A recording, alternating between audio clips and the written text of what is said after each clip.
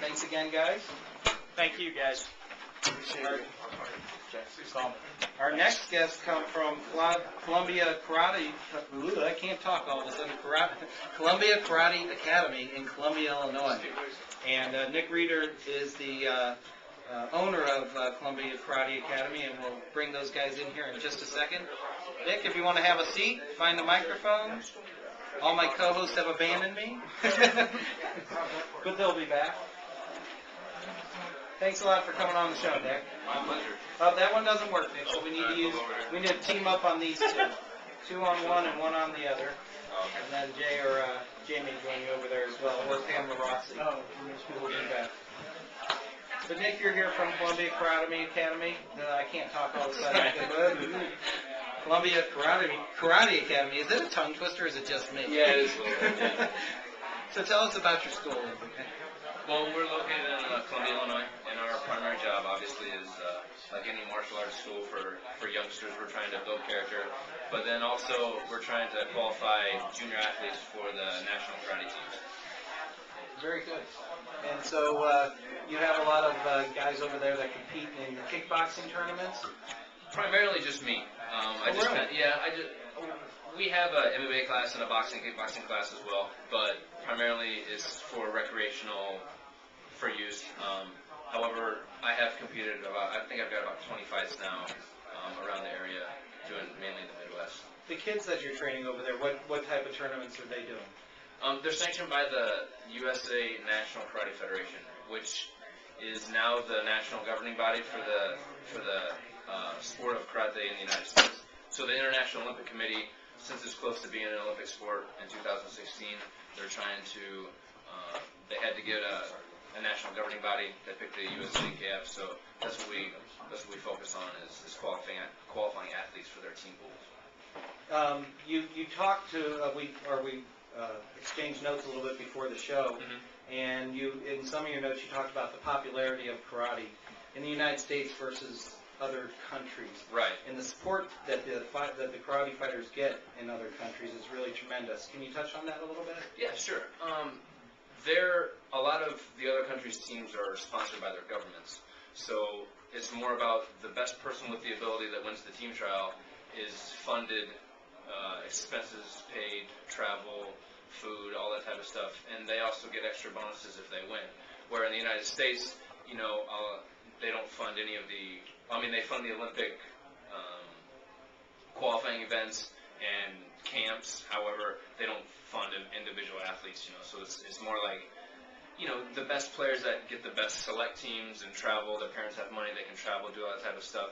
They get more opportunity, it seems like, than some of the others. So we're trying to constantly raise funds and get sponsorships from different local companies to help out. It's been like that for 15, 20 years, even in kickboxing. Sure. In other countries. I remember when I got to go fight in France, those guys were all funded, and it's their job. Yeah, That's their job is to train full time, and we're working full time trying to afford our trips. And I did it back then for the same reason. I loved the sport, but I wanted to build up a karate school and the interest in my own school at the time, and it was the same thing. You're fighting guys that's their job. Yep. That's exactly it. Now, Nick, you brought 2 of your coaches with you here. Could you introduce them for us? Sure, please.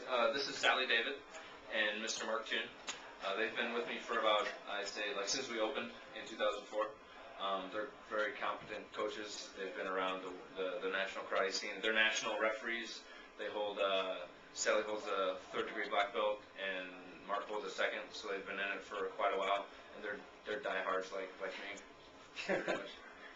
Absolutely. So tell us, Sally, what's it like working over there at the Columbia Karate Academy? Well, first off, it's just really a lot of fun, and working with the kids, and also again just trying to get them to a level that they want to be at. They're very dedicated, and we have kind of the whole range of children and even adults that are just recreational karate, and then people that do aspire to try to get a team spot, and again just trying to deal with all those different levels. It's a challenge, and it's like I said, it's a lot of fun, and it just keeps us coming to the dojo every week. That's great. Mark, now you and I have a common friend, Joe Dolan. Right. who's hopefully listening tonight. Hey, Joe. But Joe says you're just crazy about the sport, and you just like everything about it. Tell us, what you find in the sport. Well, I started in the sport when my son, who was, I think he was 7 years old, he wanted to get into karate, and so I took him to one of the local places, and I noticed there was a lot of older people doing karate there too, and I thought, I could do this, and I could actually use the exercise and everything, because I've had some really major motorcycle accidents. I think the last You time went I to a had, safer sport. well, sort of, yeah. At work they call me Bruce Lee. But I was using karate as a way, well, one, to get closer to my son, but also as a way to, get a little bit of exercise, and I found that it helped me rehabilitate from some of the injuries that I've had, and over the years I've gotten a lot stronger and mind and body with the karate, so Yeah. that's the main thing I like about it. I think the best thing, I was in my 20s when I started, but it was a character builder for me.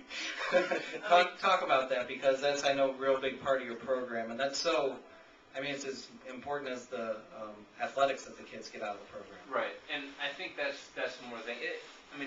It goes with anything, whether it's mixed martial arts or boxing or kickboxing or football, baseball. The more the kids practice, the better they get, the more confidence they build. You need to build a skill set to feel confident. You can't just teach somebody to feel confident. It's a built-up process. So the more they come, the more we encourage them, the stronger they get in their mind as well as their body. And then you have great kids. You develop great kids that are on. They realize they can do the same thing in the martial arts as they can academically. They get on honor rolls. They get involved in different clubs. And I think there's an MMA battle going on.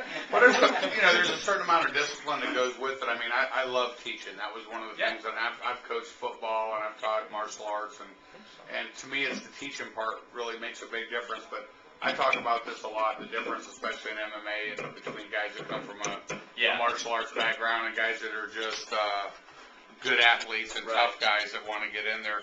There's a lot of MMA fights going on in the Columbia area. I know Hewlett does a lot of shows out in that area. I think so.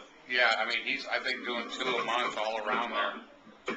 We're having some kind of mic problems here, but I one if I can, Jay. I think it's a great benefit, to be able to get into martial arts and the camaraderie that the kids develop, the self-esteem, the physical fitness, all those things that go into it. And you can do it lifelong, too. Yeah, lifelong, absolutely.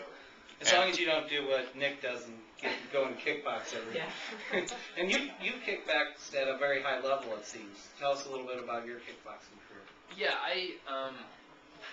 I started learning pretty much the basic kickboxing skills under Jeff Bedard, who Jim knows, way back when I moved down to St. Louis to go to college. I think I had one amateur fight when I was like 19 or something, but it wasn't anything spectacular. It was just a one-and-done type of thing. I kind of got more involved after I competed on the national karate team for a few years, I decided to kind of take it to the next level and see if the skills were really going to work for real. So I started doing the kickboxing, and I've taken it to quite a high level. I think for the most part, I was asked to be on one of the World Combat League teams last year, but I declined just because of the scheduling conflicts with work and 2 kids and a wife and everything like that. There's only so much you can do. Yeah, there's only so much you can do. And there's really a lot of raw talent around the Midwest that I don't have to go travel everywhere. There's a lot of good amateur kickboxers, even though, the MMA's kind of taken over, but there's still a lot of good strikers out there. So. No, we're actually seeing a reintroduction to the kickboxing, like Jim's events when he'll have kickboxing mixed in with the MMA. And like I said, if you get good, because I've been to some kickboxing where, if it's not good, it's not good. Yeah, It's like it's MMA. right. If it's